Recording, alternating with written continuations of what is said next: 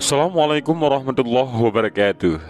Dan pada video kali ini kita akan mengisahkan tentang kisah wanita pelacur yang melahirkan 7 nabi Bani Israel. Diceritakan dari Za'zan, diceritakan dari sahabat Abdullah bin Mas'ud, diceritakan dari sahabat Salman Al-Farisi, bahwa dahulu kala hiduplah seorang wanita cantik di tengah-tengah penduduk Bani Israel.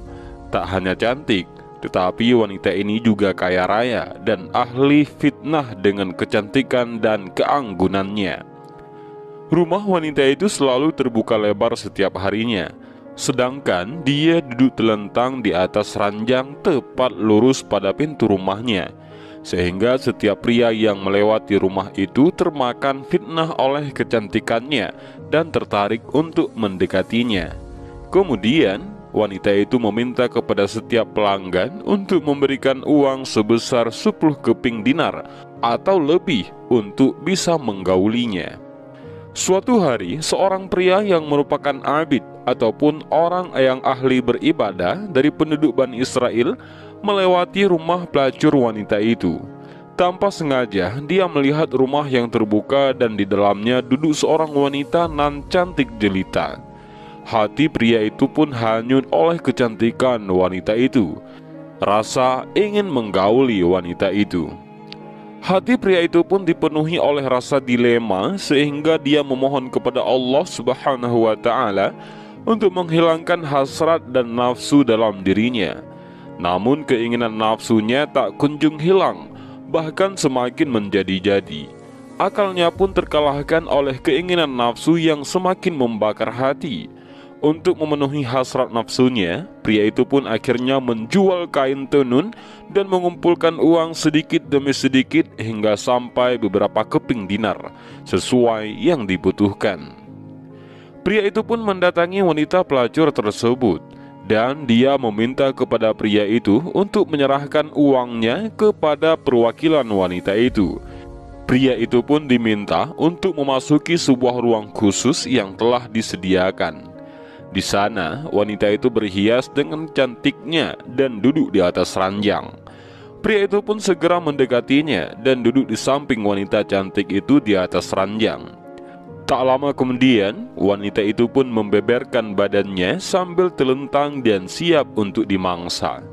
Namun, atas rahmat Allah Subhanahu wa Ta'ala dan berkat rutinitas ibadah yang dilakukan, hati pria itu pun membisikkan hal lain. Sesungguhnya Allah Subhanahu wa Ta'ala melihatku dalam keadaan buruk ini di atas arash, sedangkan aku melakukan perkara haram, maka leburlah semua amalku. Hati pria itu menjadi semakin takut akan keesaan Allah. Tubuhnya gemetaran dan wajahnya pun mulai memucat.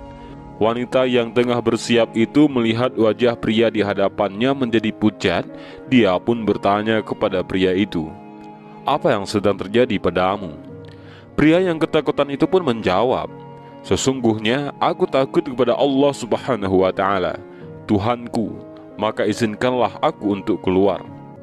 Wanita cantik itu pun berkata, "Sesungguhnya kebanyakan orang akan menginginkan apa yang telah mereka dapatkan, maka kerjakan apa yang sekarang ada padamu." Pria itu pun menjawab, "Sesungguhnya aku takut kepada Allah yang Maha Agung atas pujiannya. Sesungguhnya harta yang telah aku berikan kepadamu adalah milikmu secara halal." Kemudian wanita cantik itu bertanya, "Apakah kamu belum pernah melakukan ini ataupun zina sekalipun?" Pria itu pun menjawab, "Tidak." Wanita itu pun bertanya untuk terakhir kalinya, "Dari mana asalmu dan siapa namamu?" Pria itu pun memberitahu nama dan tempat tinggalnya kepada wanita itu sebelum dia pergi meninggalkannya. Dan selama dia pergi meninggalkan wanita itu, dia bergumam dengan sendirinya, "Celaka dan kerasukan," sembari meneteskan air mata. Rupanya setelah kejadian itu, wanita cantik itu pun terketuk hatinya atas rahmat Allah Subhanahu wa Ta'ala dan berkah pria itu.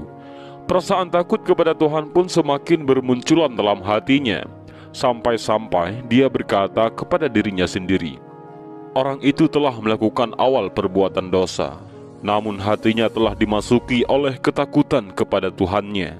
Sedangkan aku telah melakukan perbuatan dosa selama sekian tahun, dan Tuhan yang dia takuti adalah Tuhanku, maka seharusnya ketakutanku lebih besar daripada ketakutannya. Saat itu pula, wanita itu pun semakin sadar dan semakin takut kepada Allah Subhanahu wa Ta'ala.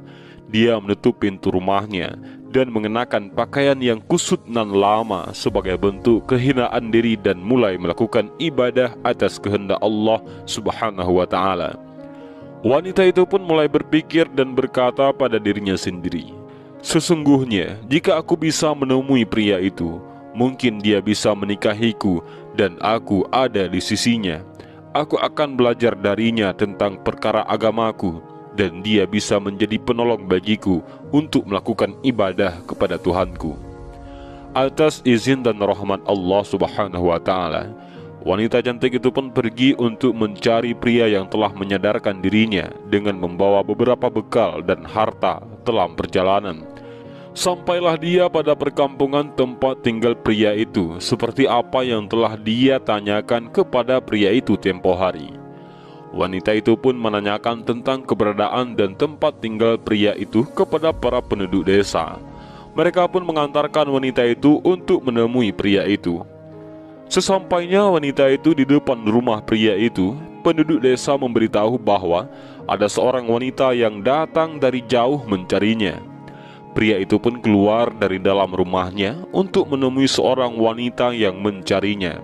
Sedangkan wanita itu pun membuka cadar agar pria itu mengetahui dirinya. Namun alangkah begitu terkejutnya bahwa wanita yang mencarinya adalah seorang pelacur waktu itu. Pria itu mengingat tentang apa yang hendak terjadi antara dirinya dan wanita itu. Seketika itu pula pria itu menjerit keras, kemudian tubuhnya jatuh tersungkur di atas tanah. Ya, pria itu pun meninggal dunia saat itu pula. Setelah proses pemakaman selesai, wanita cantik itu pun masih terlihat sedih. Dia datang jauh-jauh untuk tujuan baik demi menemui pria itu. Namun saat itu pria itu meninggal dunia. Kemudian wanita itu pun bertanya kepada para penduduk, apakah dia memiliki seorang keluarga yang membutuhkan istri? Para penduduk desa pun menjawab kepada wanita cantik itu, dia memiliki seorang saudara yang soleh, tapi sengsara dan tidak memiliki harta. Wanita itu dengan senang hati berkata, tidak masalah, karena sesungguhnya aku memiliki harta yang cukup untuk kita. Pada akhirnya, wanita cantik itu pun menikah dengan pria soleh yang miskin, yang merupakan saudara dari pria yang dicarinya. Dari pernikahan keduanya, Allah Subhanahu wa Ta'ala mengkaruniakan 7 putra, yang mana 7 putra mereka merupakan nabi pada masa Bani Israel. Hal ini dikarenakan berkah dari ketaatan, niat baik dan tulus, dan keteguhan hati untuk bertobat dan kembali kepada Allah Subhanahu wa Ta'ala. Dan kisah ini bersumber dari kitab Tanqihul Qaul, bab ke-23, keutamaan taubat. Dari kisah singkat ini, kita bisa mengambil beberapa pelajaran dan hikmah, dan juga mudah-mudahan dari video ini bisa bermanfaat bagi kita semua. Amin ya rabbal alamin. Wallahu a'lam bishawab. Assalamualaikum warahmatullahi wabarakatuh.